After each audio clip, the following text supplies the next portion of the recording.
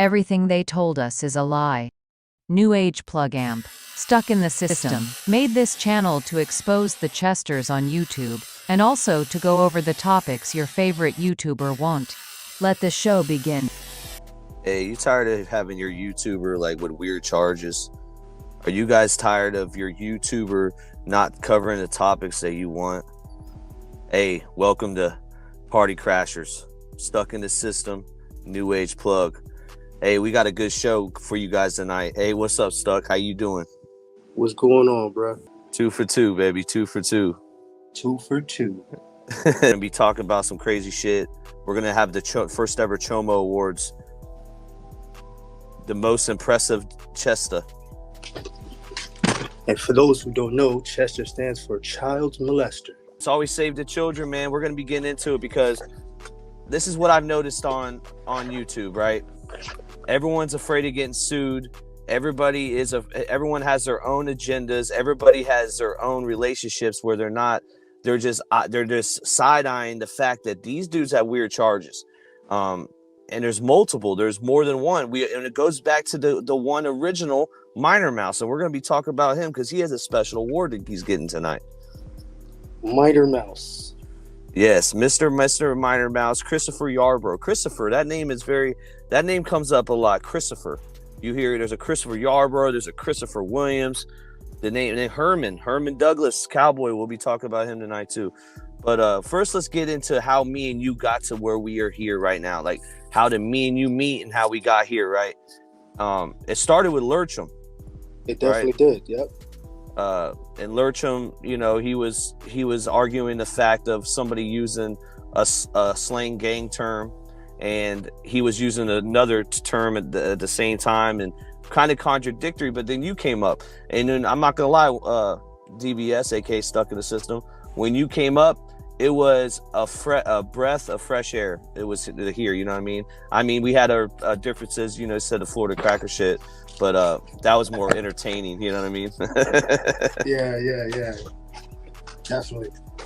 So that's definitely how things came about, and I appreciate the flowers, man. I do. But I had to come up there and voice my opinion on certain things that I saw that were disarray, and I needed some clarification. And ever since, man, me and you kind of clicked up, and it's been pretty good, man. I can't front. You got some good qualities, and you're a good man. You're a good father, and those are the qualities that I look for to be around like-minded individuals. And that's where this comes into play, right? Save the Children, being a good father, me and you having them same qualities, and then having past traumas of ourselves, right? So Absolutely. let's start from your beginning. So you know, before you were, you know, obviously, if anybody doesn't know, you were in Rikers Island. You went up the road for what was it again? What was your main charge? Initially, it was a murder in a second. And Okay. eventually it got dropped down to assault in a second. Unfortunately, somebody got killed in a case that we were involved with. More self-defense than anything. I went up there for a friend of mine that I grew up in the group home with. Long story short, ended up doing some time, and then my friend that I actually went up there for, he ended up telling on me. Hurt my heart, man, and made me want to be by myself and not really mess with anybody, because you know, that trust and that feeling of betrayal, man, it hurts deep, man. It hurts hard. And even before that, when you were brought into this world, did you have trauma? Did you have like incidents where you know, it was just like, you know, it wasn't right? So yeah, I was born in '85, man. I had a crack epidemic in Brooklyn, New York, Canarsie. My mother, she was about 34 when she had me. She lived a pretty hardcore life. She was sexually molested by an uncle, step uncle. She told her mother, and her mother didn't believe her, and she became the black sheep of the family. She got heavy into drugs, uppers, downers, coke, you know, all those things, and then eventually crack cocaine, man. And I was born. I had you know, some crack in my system and stuff like that. They didn't take me away or anything like that, but I stayed with her until about the age of 4. My father was a merchant marine, so he was never really around. And you know, when he did come see me, he said that there was a lot of things going on, a lot of neglect, I had burn marks on me, bruises. One thing vividly I do remember is me trying to get out the crib. But eventually, I climbed out, and that's when things changed. Couldn't keep me in the crib in the room anymore. But mother had a bad episode with some kind of drug. She got really high and left the stove on with the pot on the stove, and the fire department came. And they deemed it that she wasn't physically or mentally fit to take care of me, so they sent me to a step aunt out there in Brooklyn in Garrison Beach. Irish neighborhood, old Irish woman, big goggle glasses, alcoholic. Used to get beat a lot for just being a kid. But when I was there, they had gave me to a babysitter down the block. She had to be a little bit older than me, maybe somewhere close to her teens, maybe preteen. I was 5. I remember being over there, and there was a game that came out called Icebreakers. You would put the cloth on the thing, and you would put these marbles on them, and you would see how many you could put on there before it broke the ice. In order to play that game, she used to force me to give her oral pleasure on her breasts. And she used to hold a butcher knife to my head and my face and my neck. And I used to cry.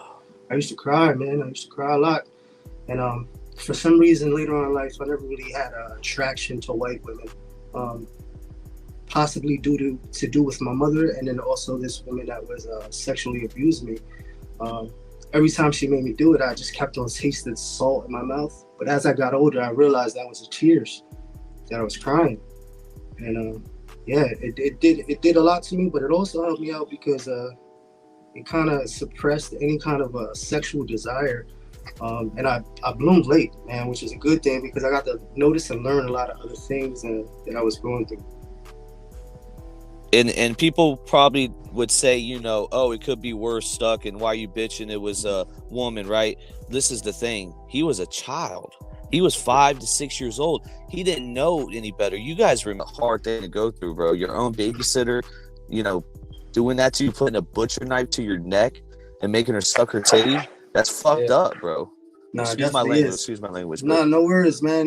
This is not a topic for the faint of heart, man. This is real deal, man. This happens in the system. It happens in real life. It happens in everybody's home. Everybody knows that there's somebody in their family that you should stay the fuck away from. You know what I mean? So it's not something that's not known about. This is something that everybody knows about, but just chooses to turn a blind eye to. Myself, I never been molested, but I do have 2 stepsons that have been molested by a man that my wife was with at one point in her life, and it makes me hate any kind of Chester, any kind of predator, anybody that takes advantage of a small human being, a child, an innocent child. There's only one thing for you guys, and that is a bullet. I don't believe in reforming, you know what I mean? So that's why me and Stuck made this podcast, and I appreciate everybody listening. We got more shit coming. The one thing that's coming next is the Chomo Awards. Oh, people might be saying, dang, why are you giving awards to these Chomos? Oh, it's not good awards. It's Child Molester Awards, and they're going to get the light even more put on them. Minor Mouse, Herman Douglas, all of them. They're going to get revealed. Hey, this is Party Crashers, episode 1. Let me know what you guys think about this podcast. Appreciate it. Y'all have a good night.